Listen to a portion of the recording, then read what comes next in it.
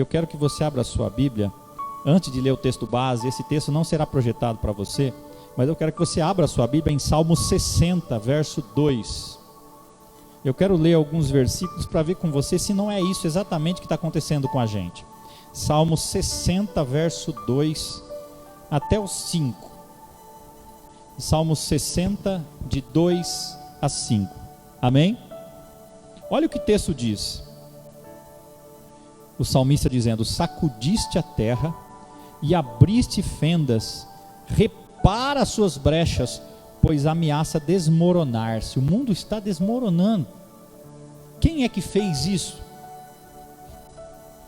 Se você ver numa outra tradução, o verso 2 diz: sacudiste a terra até as fundações. É Deus. Abriste enormes fissuras, repara as fissuras, porque tudo está desintegrando. O mundo está abalado. Não para Deus, mas para nós. Veja o verso 3: fizeste passar o teu povo por tempos difíceis, deste-nos um vinho estonteante. O que ele está dizendo? Nós estamos passando por um tempo tão difícil para a gente que está atordoado até, não está acreditando no que está acontecendo. Veja o verso 4 e 5: mas aos que te temem deste um sinal, para que fugissem das flechas. Salva-nos com a tua mão direita, e responde-nos, para que sejam libertos aquele a quem amas. Olha que lindo isso, o salmista dizendo: mas aos que te temem, Senhor, deste um sinal para que fugissem das flechas. Salva-nos com a tua mão direita e responde-nos, para que sejam libertos aqueles a quem amas. Parece que essa oração está semelhante às nossas agora, não é? Salva-nos, Senhor, responde-nos, Senhor, com a tua mão direita, para que nós sejamos libertos. Nós te amamos, Senhor. Nós estamos no momento de clamar a Deus. E o que é preciso fazer para mudar as coisas? Como é que Deus cura uma nação quebrada? O Brasil está quebrado. As pessoas, as empresas sofrendo. A Bíblia está cheia de exemplos de como Deus sara as feridas.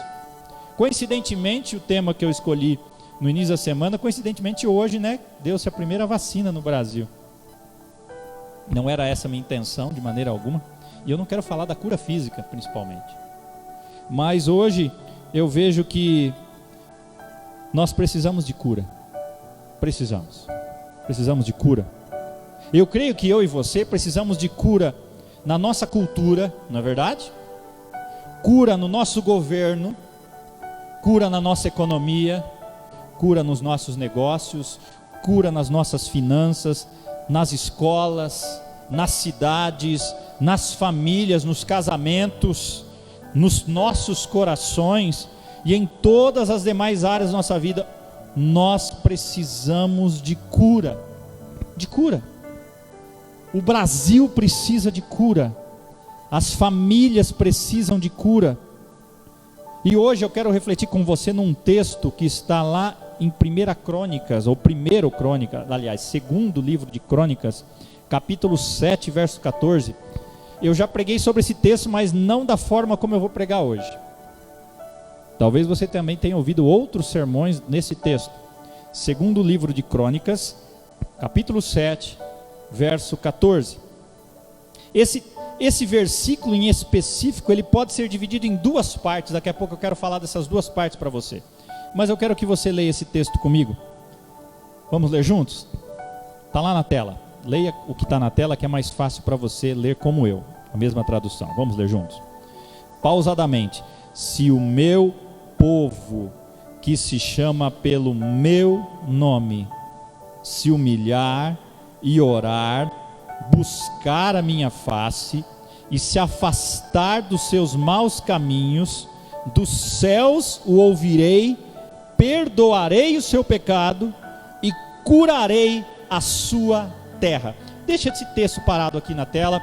Eu quero que você olhe para esse texto e eu quero dividir esse versículo em duas partes. A primeira parte é chamada o caminho.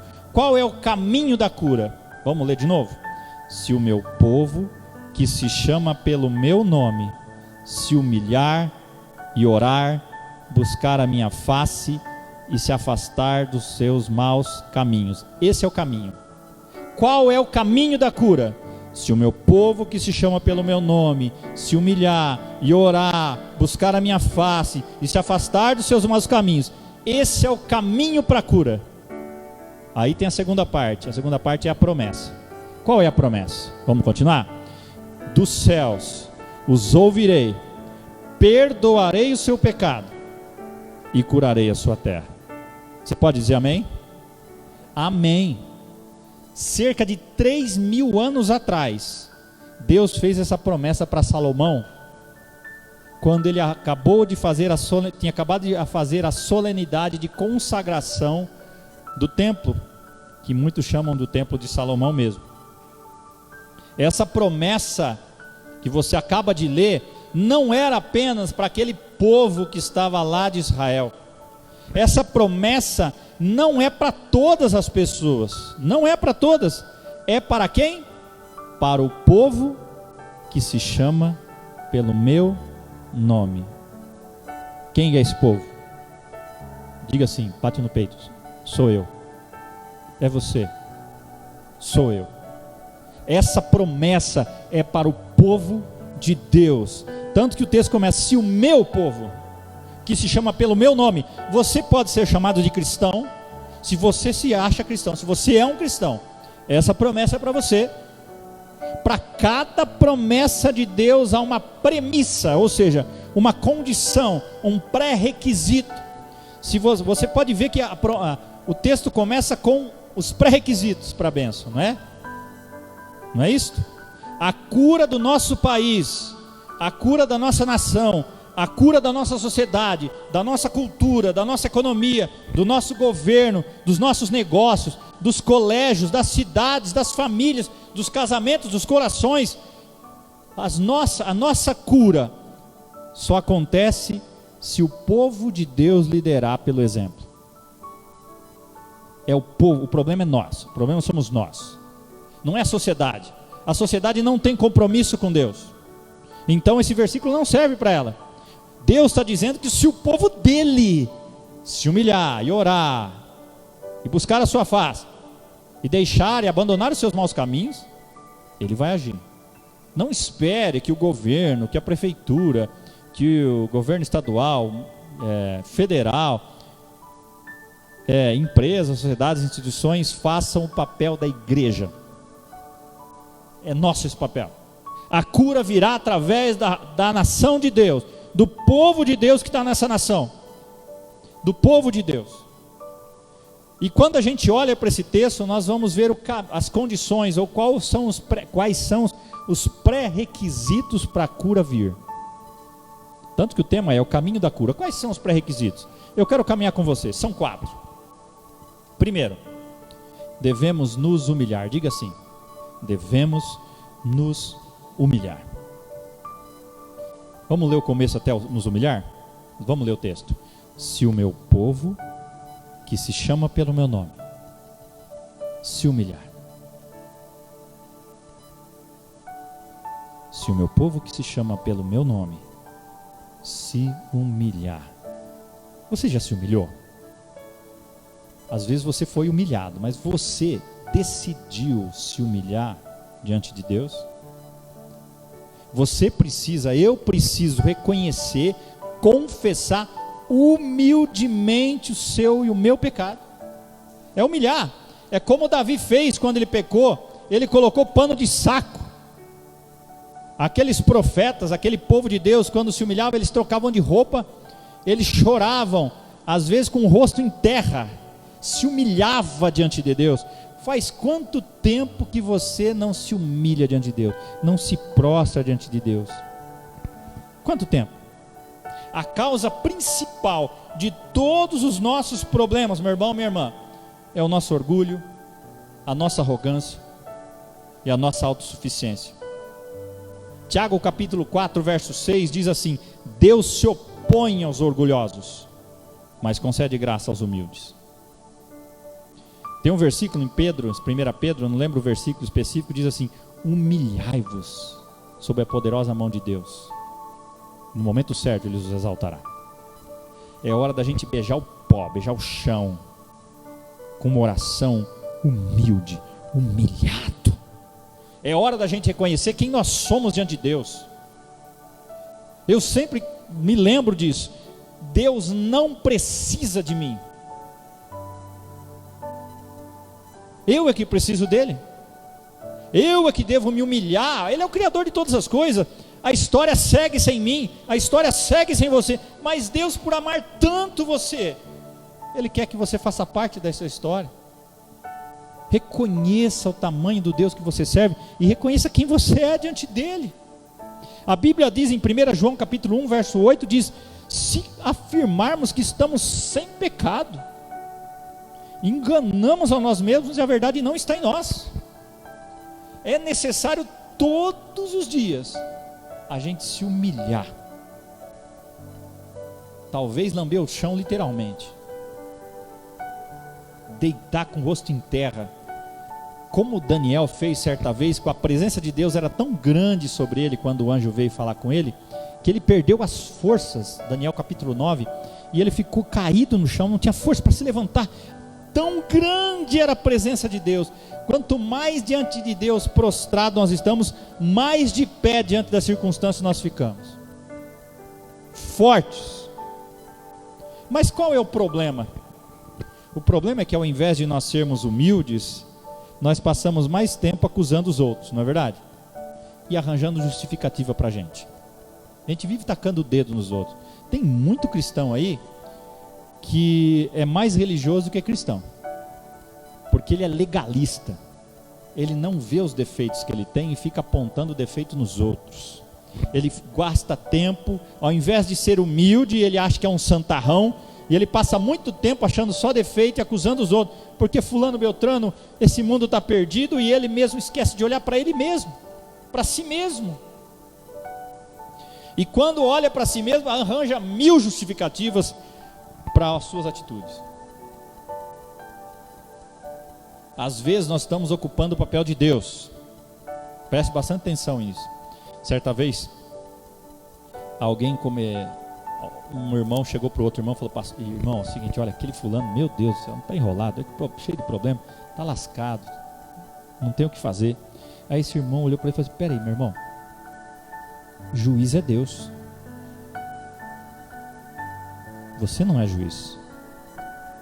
Aí o outro chegou um outro, começou a jogar um monte de acusações. Falou assim, o outro irmão falou: irmão, é o seguinte, acusador já tem quem é o diabo. Você não foi chamado para ser acusador, você foi chamado para amar, para se humilhar diante de Deus. Tiago 4,12 diz: há apenas um legislador e juiz, aquele que pode salvar e destruir. Mas quem é você para julgar o seu próximo? Quem sou eu para apontar o dedo para você? Até tem aquela brincadeira, né? Quando eu aponto um dedo para um, fica 3 para mim e um apontando para Deus. Tome cuidado, olhe para si mesmo.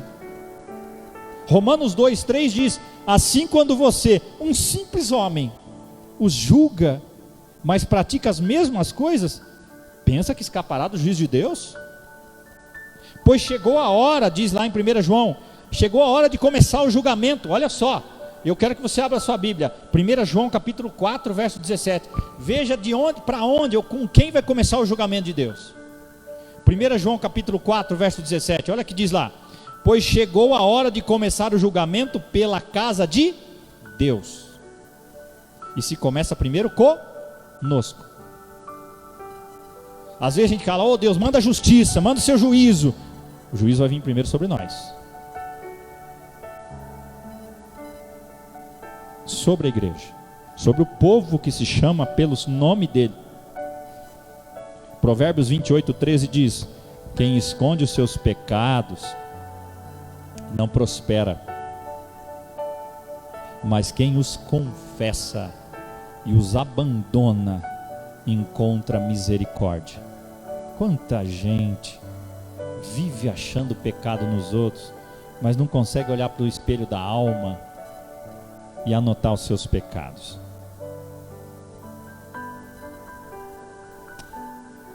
Pergunta que eu tenho para você: Você quer ser curado? Você quer sua família curada? Você quer ver suas finanças curadas? Você quer ver esse país curado?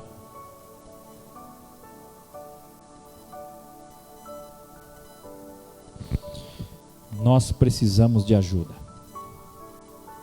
Para sermos curados, abandonarmos, nos humilharmos diante de Deus, nós precisamos de pessoas, de outras pessoas para nos ajudar.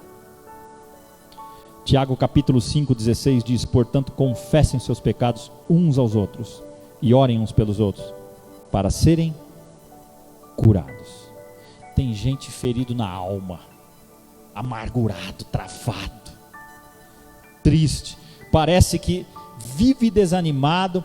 Eu encontro gente que se diz cristão, que não fica um dia sem reclamar de alguma coisa. Está mais triste do que antes. Eu quero dar uma ajuda para você, para esse primeiro ponto. Devemos nos humilhar. Uma dica na prática: pastor, como que eu faço para me humilhar? Vamos lá, uma ação prática. Confesse seus pecados diante de Deus. Pastor, como eu faço? Outra dica: pega um caderninho, um papelzinho, o celular mesmo, nas notas do celular, senta com Deus e fala: Deus, mostra para mim quem eu sou.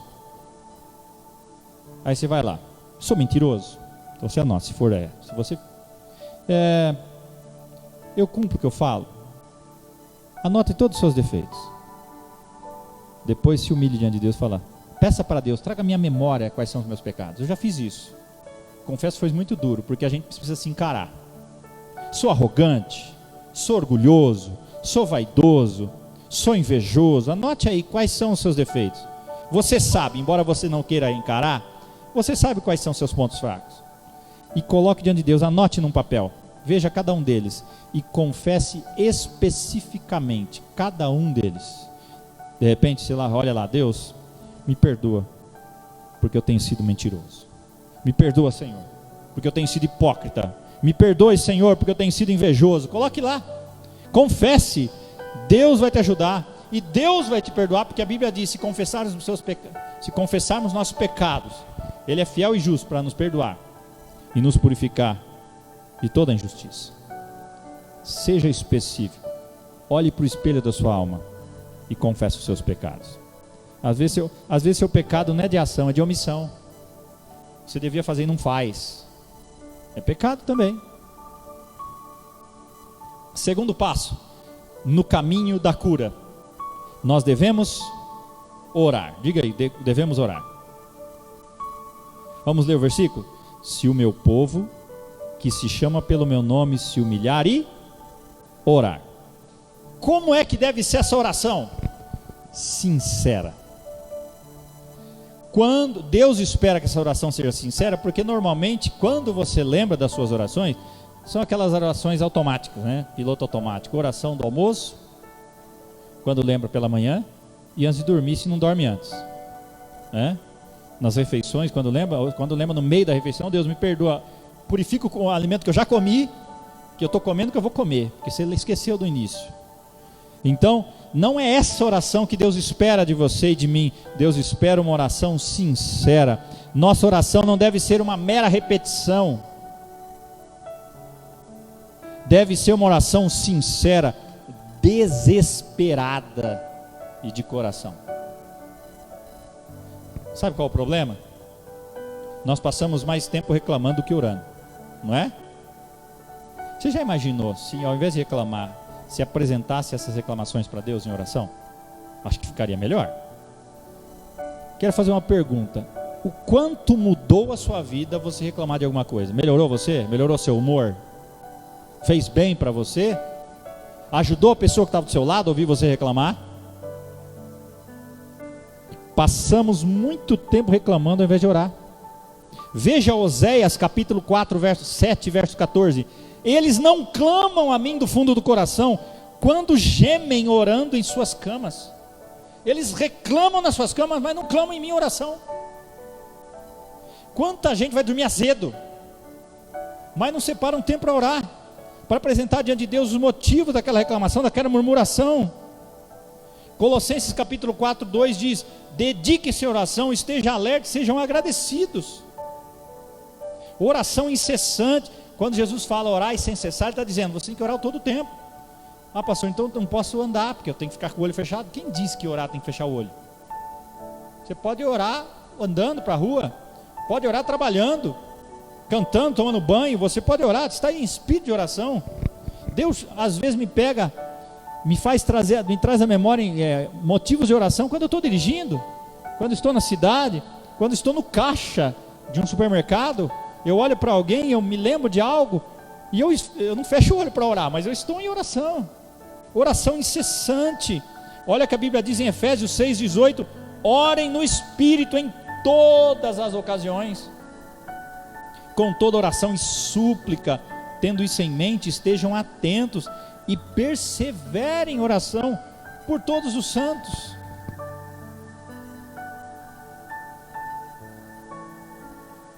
Deus tem trabalhado uma coisa muito importante em mim, e eu quero compartilhar com você, para que Deus trabalhe em você também. Qual a primeira coisa que você faz quando você acorda? Ah, pastor, eu abro o olho. Não estou falando disso, estou brincando. É óbvio que você abre o olho, né? Mas qual a primeira coisa que você faz? Você pega o celular e vê as notícias, vê o WhatsApp, vê o Facebook, o Instagram. Você passa mais tempo vendo notícias ou comentando nas redes sociais, ou orando e falando com Deus sobre o que está acontecendo?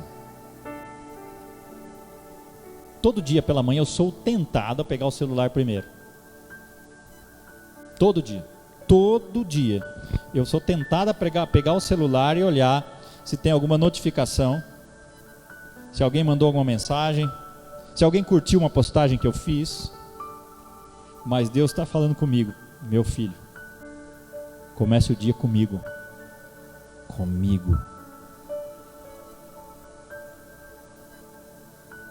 E eu tenho exercitado isso. Quando eu me levanto da cama, eu falo, não, o primeiro compromisso que eu tenho é com a palavra. A palavra de Deus vai ser a primeira palavra do dia e vai ser a última palavra do dia. Quem vai ter a primeira palavra para mim nesse dia vai ser Deus, e quem vai ter a última palavra antes de eu dormir vai ser Deus. Eu comecei a fazer isso. É diferente.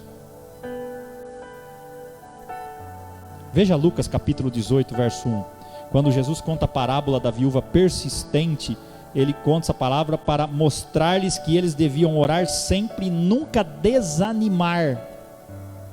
Orar sempre e nunca desanimar.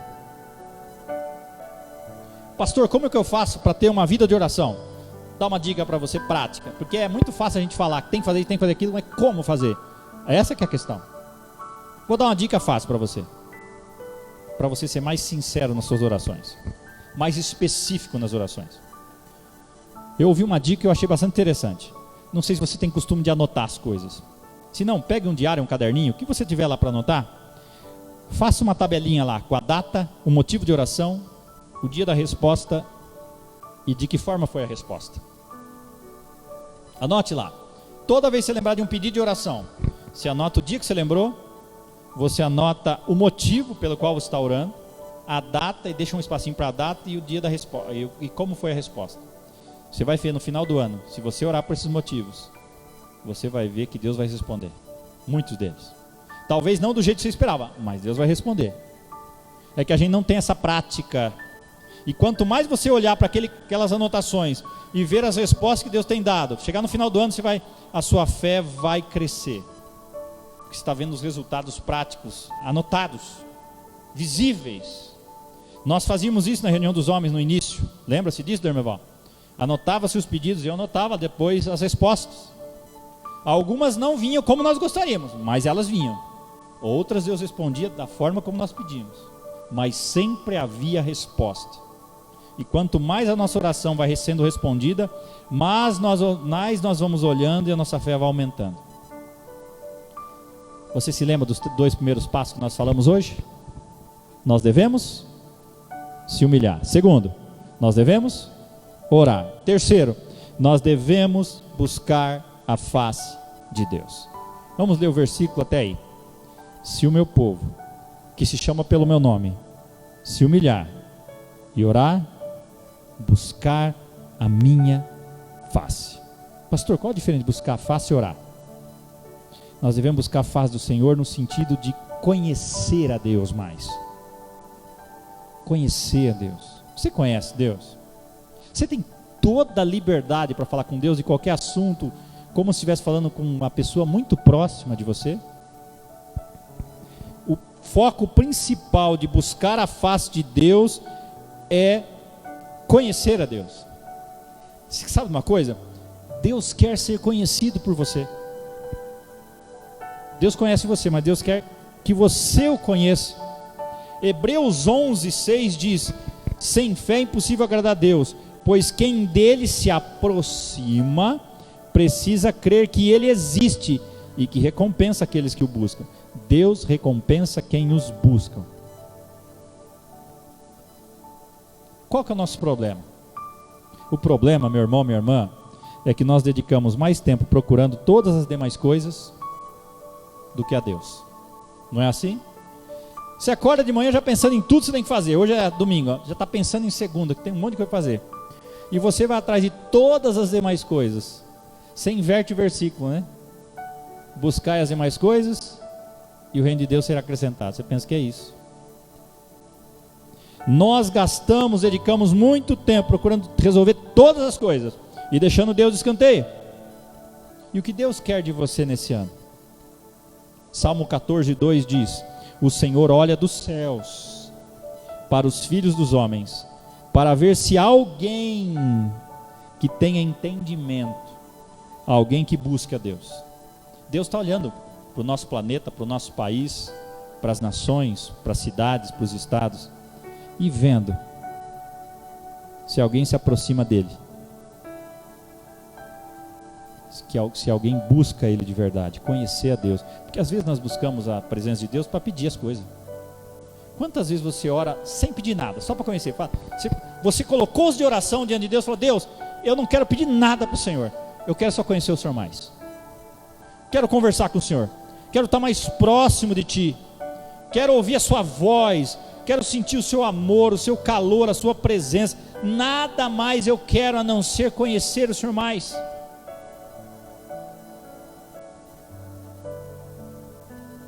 Deuteronômio 4:29 diz: e lá procurarão o Senhor, o seu Deus, e o acharão, se o procurarem de todo o seu coração e de toda a sua alma.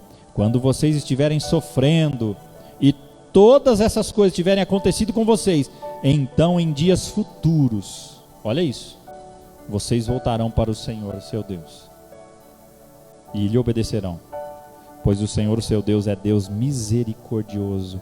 Ele não os abandonará, nem os destruirá. Que lindo isso.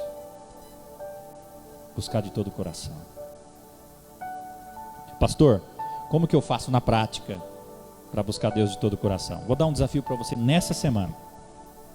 Essa semana, quando você tiver o seu tempo a sós com Deus, espero que você tenha isso todo dia, mude o seu foco. À medida que você passar seu tempo de oração e lendo a Bíblia, concentre-se em conhecer a Deus, ao invés de orar buscando resposta de oração ou pedindo bênção. Pergunte para você mesmo se isso o está ajudando a buscar mais a Deus, ao invés de buscar só a sua bênção. Note se esse tempo a sós com Deus você tem separado apenas para pedir coisas. Nesse tempo a sós com Deus, leia a Bíblia logo de manhã e à noite, como eu disse agora há pouco, antes de dormir. Eu até coloquei uma postagem hoje que dizia assim: PP e UP, não é isso? Primeira palavra e última palavra. Faça um desafio para você: quando você acordar, que a primeira palavra do seu dia seja Deus quem fale. Acordou de manhã, se não está com a Bíblia em papel, pega o celular e abre a Bíblia. Fala: Deus, fala comigo. A primeira palavra do dia é você que vai falar comigo hoje. Não é pegar a caixinha de promessa. Leia um texto. Pega, por exemplo, assuma um compromisso diante de Deus. Eu vou começar a ler o livro de Salmos, por exemplo. Então, hoje é o dia de ler o Salmo 1. Acorda de manhã e leia o Salmo 1. De repente Deus fala com você apenas com um daqueles versículos. Começou o dia ouvindo a primeira palavra do seu dia. Não foi alguém reclamando para você, foi Deus falando com você. E antes de dormir, o sono está chegando, leia um texto bíblico. Termine o dia falando: Deus, a última palavra do meu dia, não é o mundo, não é a crise, não é as dificuldades quem vai dizer a última palavra em mim. Quem tem a última palavra na minha vida é o Senhor. Quem tem a última palavra no meu dia é a tua palavra. Faça isso. Faça, que você vai ver a diferença. A Bíblia diz: busquem, pois, em primeiro lugar o reino de Deus e a sua justiça, e todas as coisas lhe serão acrescentadas. Todas as outras coisas Deus vai cuidar, se você buscar Ele em primeiro lugar. Priorize a Deus.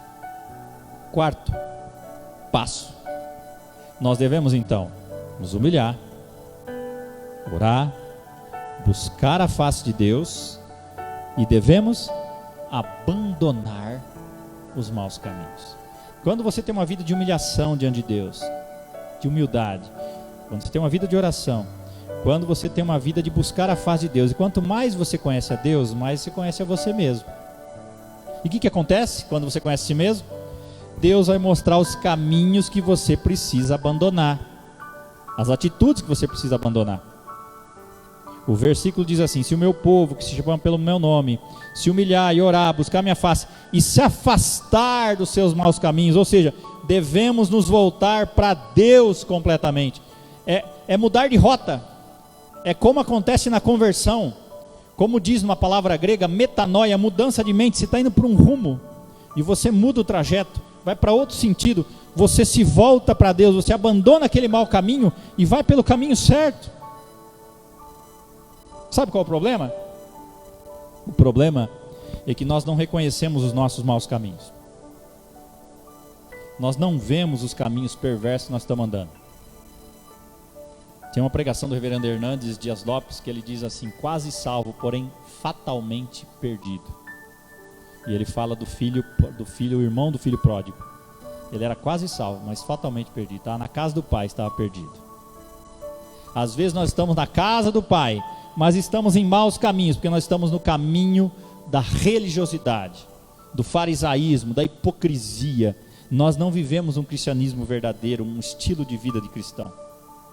E tem apenas uma solução para o nosso país, meu irmão, apenas uma solução para a minha vida e para a sua. E essa solução não é política, não é social, não é emocional, não é psicológica, ela é espiritual. O problema do mundo, inclusive da nossa nação, é espiritual. Tudo se discerne espiritualmente. O restante é tudo consequência do espiritual. Tudo começou lá no Éden. O nosso maior problema é o pecado. E tudo vem em consequência. E só Deus pode resolver essa situação. E o problema está na nossa mão. Porque quem crê em Deus? O povo que se chama pelo seu nome. Não jogue culpa no mundo pelo que nós estamos vivendo. A culpa é da igreja. Não está buscando como devia. Está muito acostumado. Antes, muito acostumado em vir às celebrações. Agora, muitas vezes, nem nas celebrações estão vindo. Muito acomodado. Ora quando lembra. Tudo na zona de conforto. É um erro, meu irmão, minha irmã, às vezes nós cristãos categorizarmos as pessoas entre boas e más, esquerda, direita. A Bíblia diz em Romanos 3:23 que alguns pecaram. Todos pecaram. Todos nós somos pecadores, inclusive eu e você. E o apóstolo Paulo, 2000 anos atrás, ele escreveu o seguinte em 2 Timóteo 3, de 1 a 5. E eu quero que você abra a sua Bíblia, 2 Timóteo 3, de 2 a 5. Nós estamos caminhando para o final. 2 Timóteo 3, de 2 a 5. Só que eu quero que você faça de uma forma diferente. Eu vou ler esse texto e eu quero que você olhe para esse texto, para essa lista, e veja se alguma dessas coisas encaixa com você. Veja se algum desses maus caminhos você está nessa lista. Porque a gente, nossa, lembra o nome por fulano é assim, o Beltrano é assim. Não, quero que você olhe para você. Veja lá o que diz 2 Timóteo 3, de 2 a 5.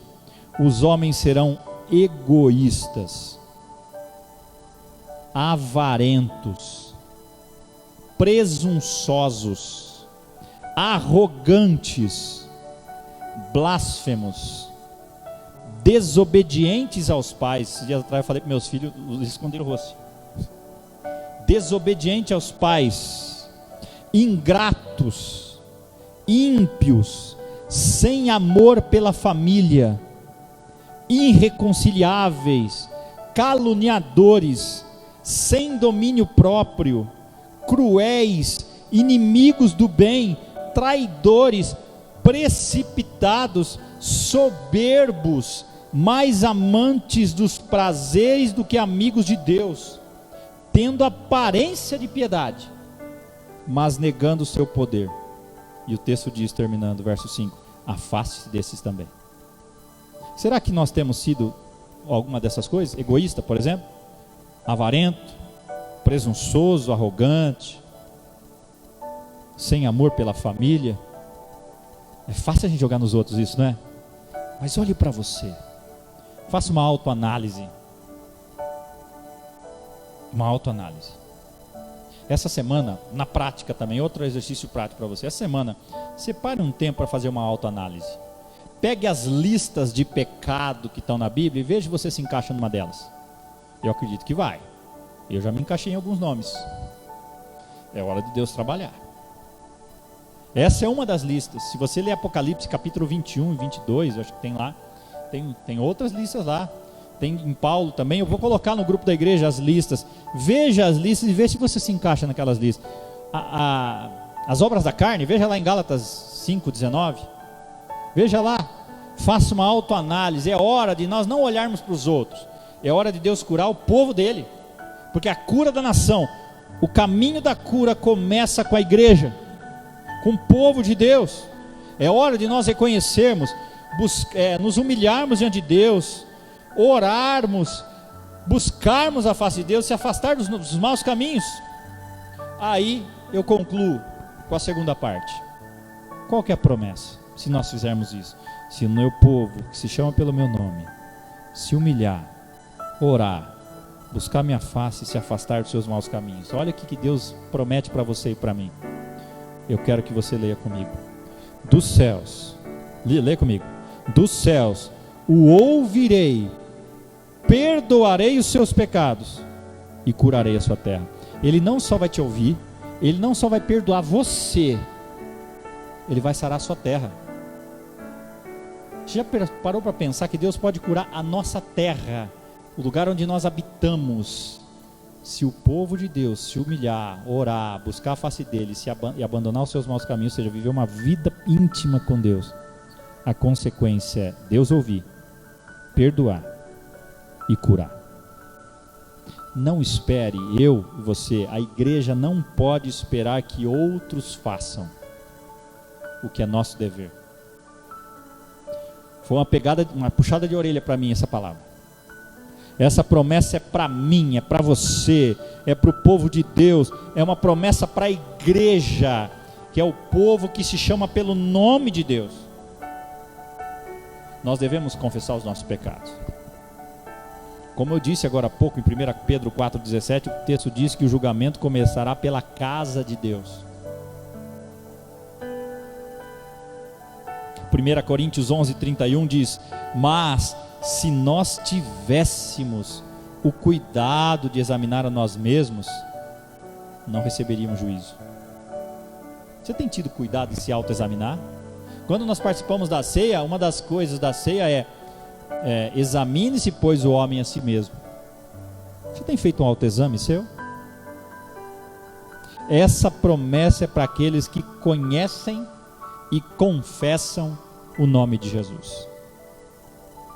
Concluo lembrando os 4 pontos. Primeiro, confesse humildemente os seus pecados. Segundo, ore sinceramente. Terceiro, busque a Deus intensamente. E quarto, volte-se para Deus completamente. Quero que você guarde uma frase que eu vou falar para você agora. No meio de tanta confusão política, de tanta polarização, eu quero dizer para você, e depois eu quero que você repita: a nossa esperança não está em quem nós colocamos no palácio da alvorada. A nossa esperança está em quem nós colocamos na cruz. Nenhum político vai resolver o nosso problema. Você pode repetir comigo essa palavra? A nossa esperança não está em quem nós colocamos no Palácio da Alvorada, mas sim em quem colocamos na cruz. A nossa esperança está em Deus, a nossa esperança está em Jesus, o nosso Senhor e Salvador, o Filho do Deus vivo, que tem todo o poder e autoridade. Aliás, ele disse: todo poder me foi dado no céu e na terra. A solução, a cura, só pode vir de Deus através da igreja. Deus só está esperando a igreja agir. Está com as mãos oferecendo a cura. Mas e a igreja? O que ela tem feito? Eu fiquei pensando nisso. Foi forte. Porque a cura vem através das condições que Deus exige. Se o meu povo, que se chama pelo meu nome, se humilhar, orar e me buscar, e se afastar dos seus maus caminhos, eu ouvirei. Que mais? Perdoarei e sararei. Você quer que Deus te ouça? Você quer que Deus te perdoe? Você quer que Deus sare a sua terra? Então, se humilhe, ore, busque a face de Deus, conhecer a Deus. Se renda aos pés do Senhor e abandone as suas más práticas, os maus caminhos. Converta-se verdadeiramente, em nome de Jesus. Amém?